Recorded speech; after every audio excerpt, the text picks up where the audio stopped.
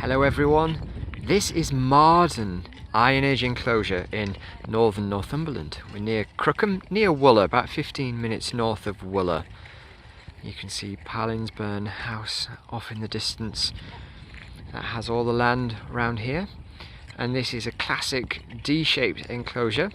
This is the third season that the archaeological practice has excavated here with Tilvas, the Till Valley Archaeological Society, and it's looking fantastic. We have several roundhouses and recuts of roundhouses, some modern drainage going through, lots of pits and post holes, field boundaries and yard surfaces. There's a lovely paved area over here. So George commented, he said, straight out of the house onto the patio. We don't know if it's for stock or for industrial processing, something like that, but it's looking really good.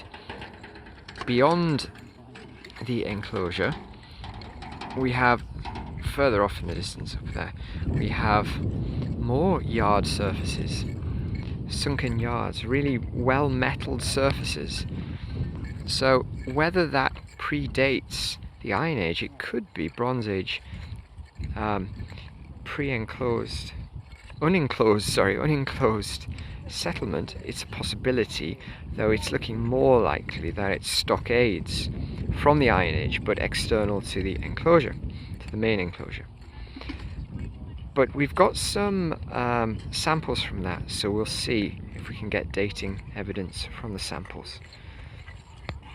The enclosure ditch we exposed last time and sampled it, and it's classic Iron Age, range of about 300 years, I think, from around something like 400 to 100 BC, but don't quote me on that, it's there or thereabouts.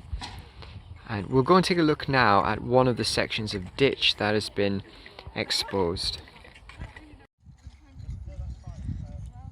Well, here we are at what side? The kind of the northwestern side of the enclosure, and here's a section through the ditch. As you can see, it's rather deep. It had some stone packing in the bottom, which could be for drainage, or it could just be tumble from the top of the berm, from the upcast, something like that. But yeah, quite a depth. And it was full of interesting finds, some beautiful flint artifacts, flint tools, various blades, some pottery, typical Iron Age grot pot. And the section from last time, we had cattle scapula, which they'd been using evidently as spades to shovel out the soil to actually construct the ditches. And lots of other paleo-environmental evidence which helped to date it and tell us a little about the agriculture that was going on in the area. Now there are other features, internal features. Let's go and take a quick look. Here there are several roundhouse cuts, roundhouse gullies. We put little sections through to explore their character. And look here, this is a very decent one, well defined against that orange natural, running off right round there.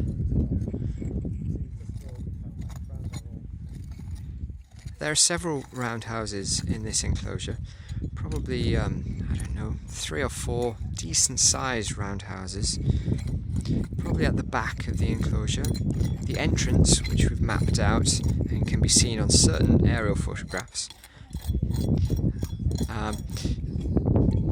is over in that direction over there, and it's characterized at the front end by these paved areas, lots of metal surfaces. It's looking really good. So we think there's a divide between agricultural areas or industrial. They could well be stockade kind of areas for cattle. Keep the cattle at the front, and the people at the back. So the domestic, the houses are all over that side.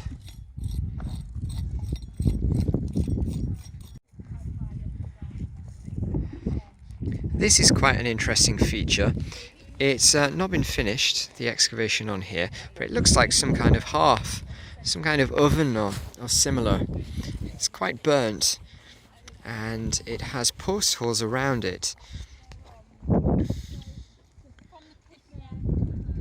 I think it was for smoking venison jerky, something like that. And we'll just finish with some aerial views of the site, which really helps to put it in perspective. Again, a big thank you to Tilvas for helping organise the project, and to the National Lottery Heritage Fund for sponsoring us. It's been a fantastic archaeological dig, and we really hope to see everyone again soon.